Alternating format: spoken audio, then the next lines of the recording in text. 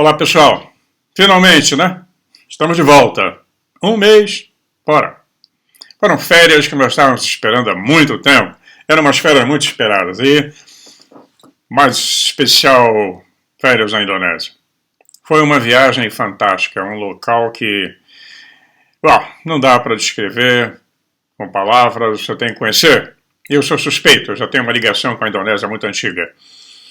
Nós voltamos encantados. A viagem não foi uma viagem de turismo exatamente, foi um encontro da família. Nós temos o lado holandês, nós temos o lado indonésio e o lado brasileiro, vem da minha parte, e de um neto, que também é brasileiro, apesar de ter nascido no Canadá. Nossa família é muito espalhada pelo mundo. Foi uma viagem de encontro, de entrosamento e de reflexão, né? Eu vou contando para vocês ao longo dos vídeos agora tudo sobre essa viagem, sobre os locais que nós visitamos, locais fantásticos, cada um com a sua história. A Indonésia é um local mágico. E nós terminamos a viagem na ilha de Bali, que é o que mais se aproxima da imagem de um paraíso.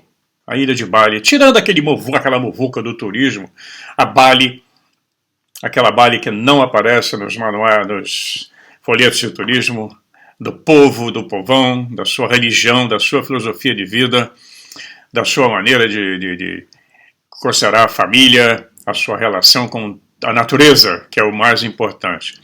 A Indonésia é uma biologia separada do resto do mundo, é um país muito estranho.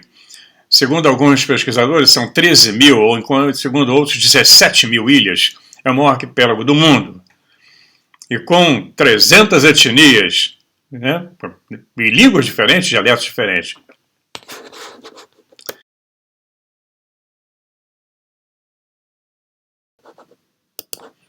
Bom, se nós fôssemos resumir, né, em poucas palavras, a Indonésia é um país com a maior população muçulmana do mundo. E não parece. Ele tem o maior templo budista do mundo. Tem o mais alto templo hindu do mundo. Foi colonizada por uma nação cristã, a Holanda, protestante. Tem a ilha de Bali, Lombok, com a maioria hindu, e como um dos destinos turísticos mais procurados do Sudeste Asiático. Então, você vê, a maior população muçulmana do mundo, mas é um muçulmano light, você não percebe. Não é igual uma Arábia Saudita, não é igual um Irã. Tem o maior número de estátuas de Jesus do mundo, aí por aí afora, né? Ela é uma república, né?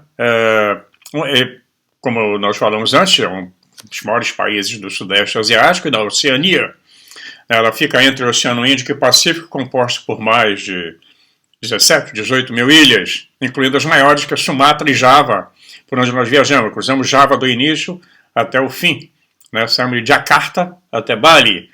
E tem Sulawesi, Bornéu, Nova Guiné, né? Um arquipélago do mundo, tem 280 milhões de habitantes, mais do que o Brasil. Depois vamos falar sobre esse aspecto. Uma coisa muito chata de se falar. Mas é sobre a violência. Ela não existe. Vamos chegar lá, tá? Então, Java é a ilha mais populosa do mundo e abriga, então, mais da metade da população do país está concentrada em Java.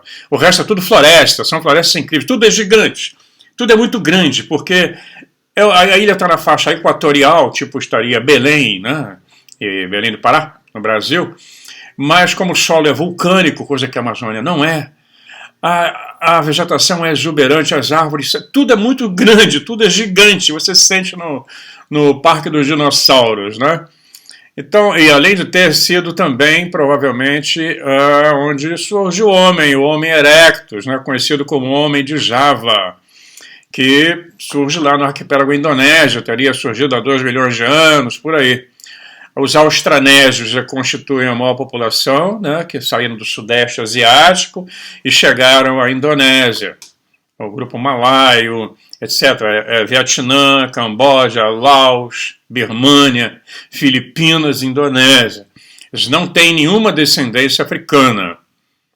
Isso é um assunto para debate mais na frente. Eles surgem de uma outra linhagem lá perto da China, lá para cima.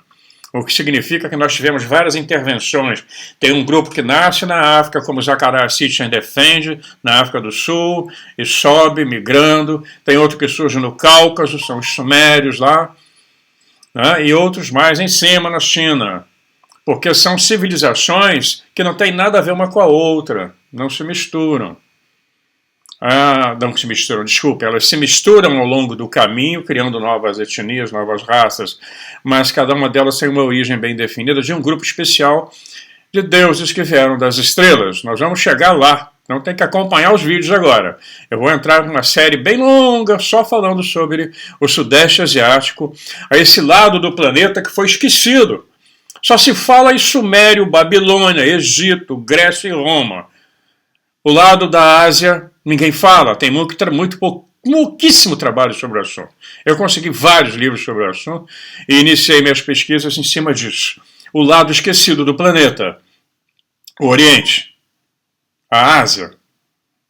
E tem coisa pra caramba. Nós vamos saindo da Índia para lá, né? Ou da Índia para cá, depende de como você está olhando o globo. Enfim, é fantástico, né? Muita história, muita ligação com os deuses que vieram das estrelas, com muita ligação com deuses que se casaram com as mulheres nativas e geraram semideuses. A mesma história se repete, seja na Suméria, na China, na Indonésia, entre os índios Hopis, etc., do Brasil, entre os Kayapós. Pois bem, a posição estratégica da Indonésia, né, num ponto de abertura para vários locais do planeta, navegação principalmente, que eles foram pioneiros e ainda são excelentes construtores. Todo o desenvolvimento da navegação no Pacífico, no Índico e no Pacífico, surge ali na Indonésia e se espalha até as Ilhas Havaianas. Tem uma estreita ligação, o povo havaiano com o DNA indonésio, tem o DNA indonésio. E tem influências indianas, né, e depois nós vamos ter a influência muçulmana também. Né?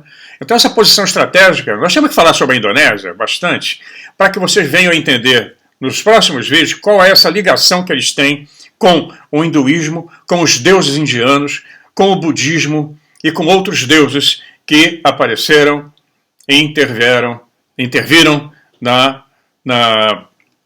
no crescimento dessas populações espalhadas por essas ilhas do Pacífico.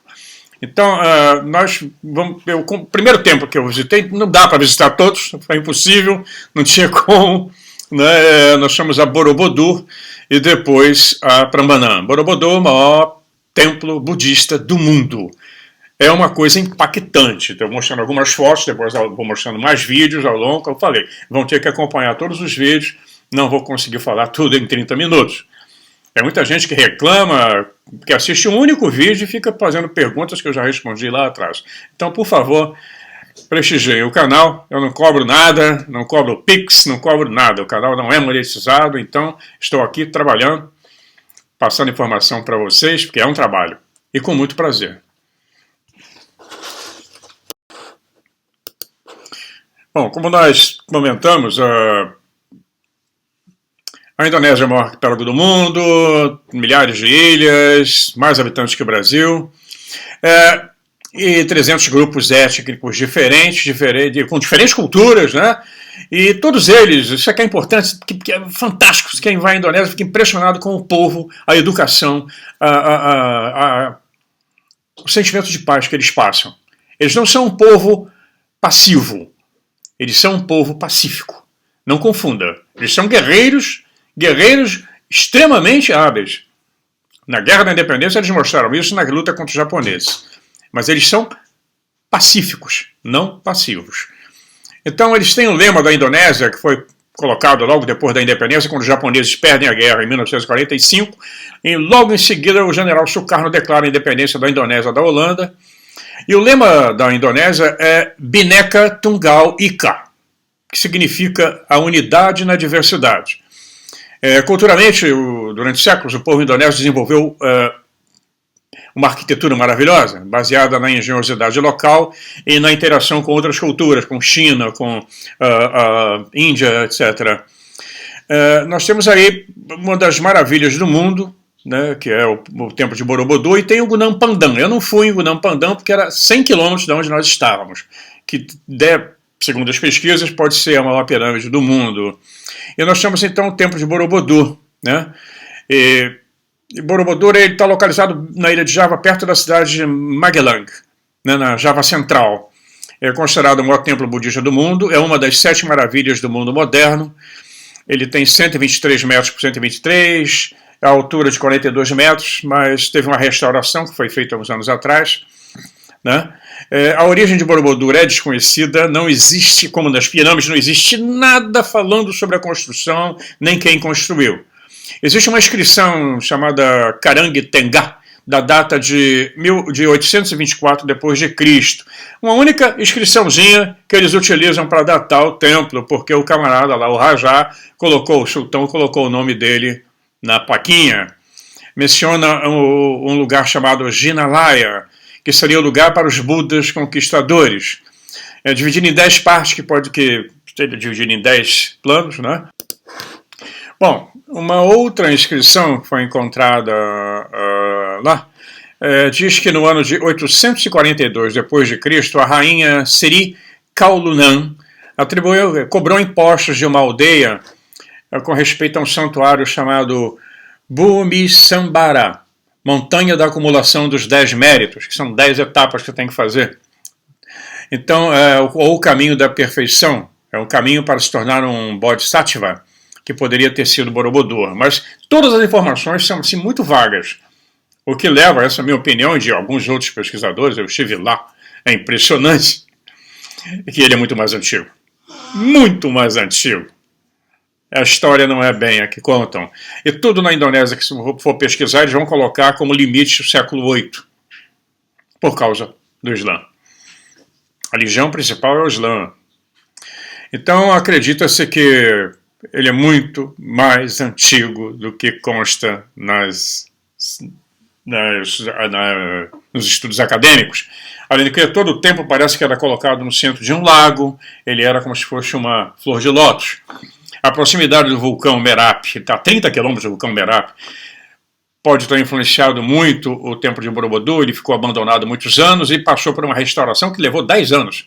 Ele foi totalmente restaurado, ele estava abandonado e o governo holandês na época começou algumas restaurações. Depois a Unesco, com o patrocínio da Unesco, 10 países se reuniram para fazer a restauração. Foi a primeira vez que usou um computador, né, da IBM, para poder classificar todas as rochas. É impressionante porque é um material, eu tenho um material aqui, eu trouxe alguns pedaços da rocha que fazem parte é uma rocha vulcânica, andesita. Isso é duro pra caramba, isso não tem como cortar com ponteira de ferro ou com ponteira de bronze. Não tem mesmo, não dá. E toda ele é construída, e as esculturas são feitas, os encaixes das peças, das estupas e tudo mais, um corte preciso, em ângulos, que tem que se encaixar para se poder fazer. Vocês vão ver nas fotografias. Não tem como fazer aquilo sem um projeto sofisticado e sem ferramentas que nós não conhecemos. Não adianta falar que é laser, pode ser outra coisa, não sabemos. Não temos a menor ideia. É muito difícil. Você vê que 10 países se reuniram para fazer a recuperação do templo. E ficou fantástico, o trabalho que eles fizeram foi muito bom. Toda a área é um grande parque. De vez em quando o vulcão entra em erupção, as autoridades indonésias vão para lá, dão jatos d'água, limpam todo o templo. Agora há pouco tempo fizeram isso, teve uma erupção do Merap, e cobriu toda aquela região com aquela poeira, né? Mas toda a região é vulcânica. A Indonésia é o país que mais tem vulcão e ativos, né? Então, falando da primeira galeria, né? A parede externa da primeira galeria do templo de Borobudur, ela está esculpida com imagens de 4 classes de guardiões do Monte Meru, que fica na Índia. Esses incluem deuses com jarros e guirlandas em painéis oblongos, alguns em painéis quadrados, mostrando mulheres, né, muito lindas, menores, em painéis que são as apsaras, ou mulheres celestiais, que aparecem quando o elixir da imortalidade foi criado por deuses e demônios. Isso de acordo com as lendas. As mulheres nos painéis quadrados deveriam ser as Nagines e Yaksines. Nagines é a fêmea das nagas, serpentes. Estátuas de divindades budistas, de 432 no total, conhecidas como Jina, ficam em nichos no topo das paredes dos 3 primeiros níveis das galerias quadradas. Estes são chamados de Akshobhya, que é identificável pelo gesto conhecido como mudra, de trocar a terra no leste. Tem também o Hastinasambhava, ou vara, ou mudra da caridade no sul, do leste para o sul. Tem Amitabha, ou mudra de meditação no oeste. Eu vou colocar a imagem dos mudras para vocês saberem, que são gestos com as mãos. E vai por aí. Nós temos a mudra do medo ao norte. E na mais alta galeria nós temos imagens de Buda ensinando esses mudras, né? Então toda a peregrinação que você faz em volta, subindo cada etapa, vai contando histórias. É muito comprida, né? Estou aqui fazendo um mega resumo. Nós vamos ver aqui. Nós temos um critério básico no desenho de Borobudur, que é o número 10, né? Então ele apresenta um total de 10 séries de relevos. O número 10 é importante na tradição budista. Acredita-se que o caminho para atingir o nível da iluminação, no qual uma pessoa pode escapar, né, do renascimento, tenha 10 estágios. Nós vamos ver isso também nos gnósticos, lá na história do gnóstico, dentro do não do cristianismo, mas do movimento gnóstico original.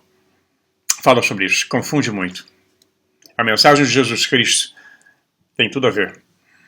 Então você pode escolher entre entrar diretamente no Nirvana, ou não ser, ou permanecer na existência para ajudar os outros a atingirem a iluminação mais rapidamente.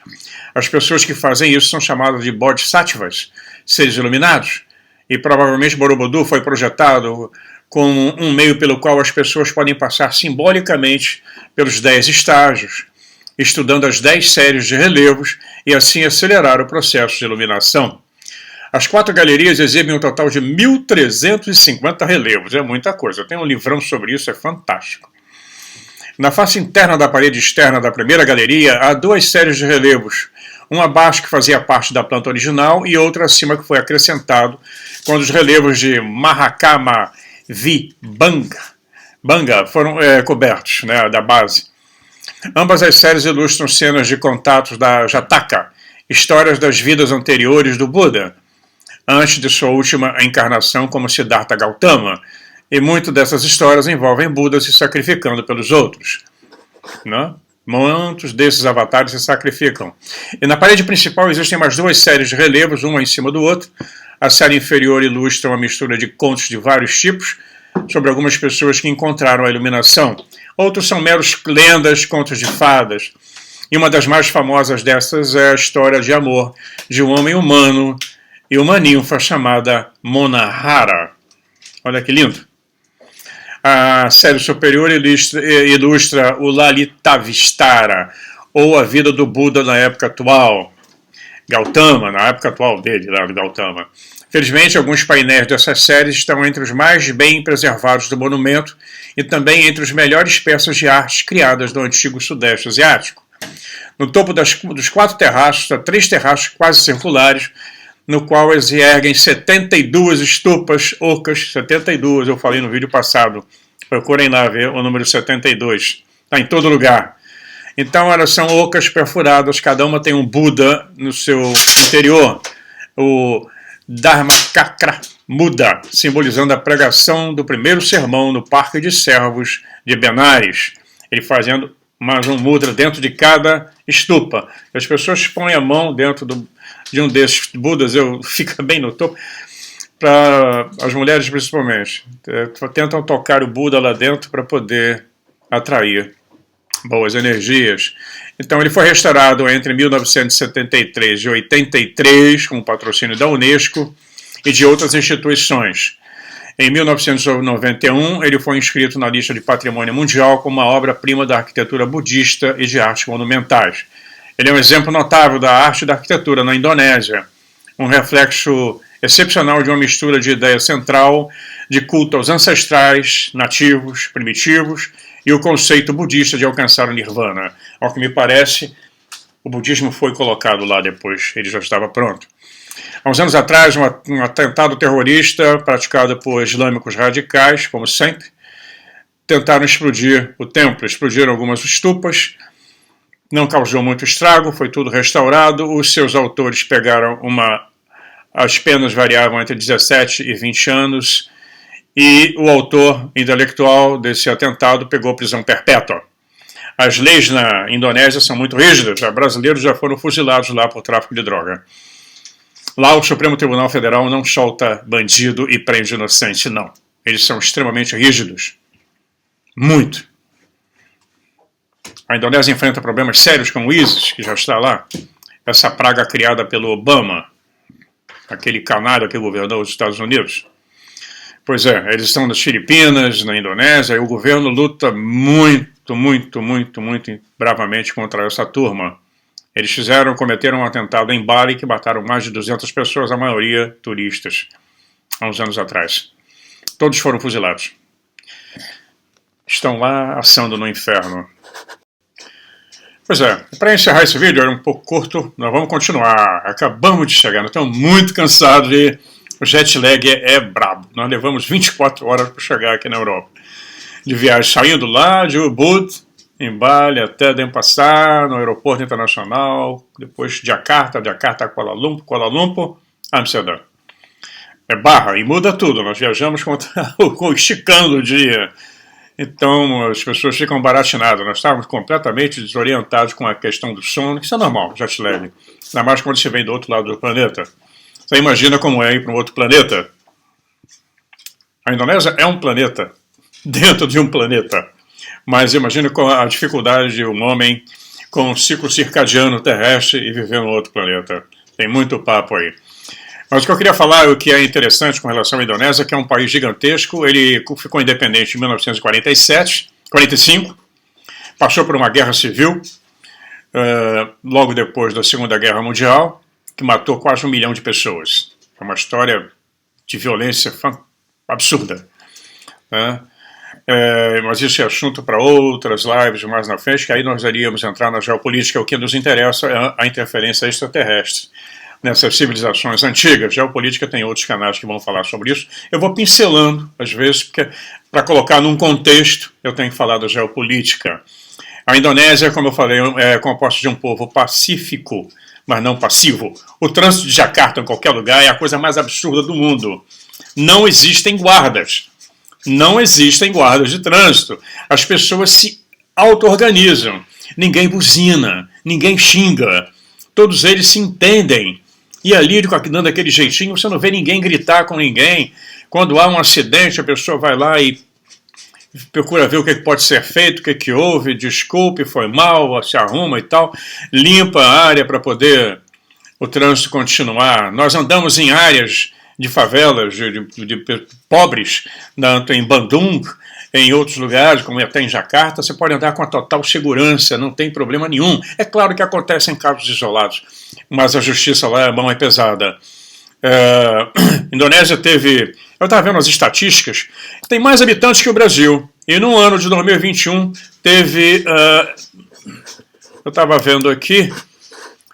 927 casos de homicídio. Isso é que o Brasil deve ter num dia. Um ano inteiro. Num país pobre, que está agora saindo, né, de terceiro mundo, país em desenvolvimento. Tem se revelado como um dos grandes tigres da Ásia. A relação de crimes na Indonésia é tão baixa que quando você entra na estatística, pode procurar no UOL, quem está aí fazendo campanha para PT, vai olhar no UOL, que é uma página esquerda, e ver lá o ranking, onde o Brasil está. É campeão mundial em assassinatos, com mais de 50 mil assassinatos. Então nós temos esse recorde de assassinatos no governo da Dilma, do Temer e do Lula, e no do Bolsonaro caiu. Está lá, no UOL, eu não estou inventando não, eu tenho que falar sobre isso porque eu fico chocado, eu vim do local de um povo simples. Nós andamos, na hora que nós fomos com a família holandesa, eles são altos, 1,80 m, loiros, de olhos azuis, com uma câmera Nikon, passeando por dentro de todos os lugares que nós pudemos andar, com as pessoas maravilhosas, sorrindo, eles são muito sorridentes, são muito educados. Não existe isso. Deve ser cultura islâmica, cultura hindu. e a própria cultura deles. Mas, como eu disse, são bons de briga. É uma pena ter que comparar o Brasil. É um país que foi independente há pouco tempo. Não chega, o ranking de homicídio na Indonésia é 0. Quando é assassinato por 100 mil pessoas, não aparece. Não é? Mas aí tem o Supremo Federal, né? Tem o Alexandre, o grande cocô. Olha, um abraço a todos vocês, temos mais histórias, eu estou reunindo tudo, como eu falei, nós chegamos cansados de todo um reinício, passamos um mês num mundo completamente diferente, mas aos poucos eu vou contando as histórias, contando as belezas, essa história não oficial dos monumentos, das ruínas arqueológicas, dos templos e dos costumes, e da forte interferência das nagas, dos anjos, dos elfos, de todo esse povo que veio lá de cima. Um abração meu da Magdalena, ela vai aparecer em breve para comentar com vocês também sobre essa viagem, sobre todos os aspectos que envolveram essa viagem e como isso tem tudo a ver com o que nós falamos aqui no canal durante esses centenas de vídeos. Um abração e até já. Vamos de volta.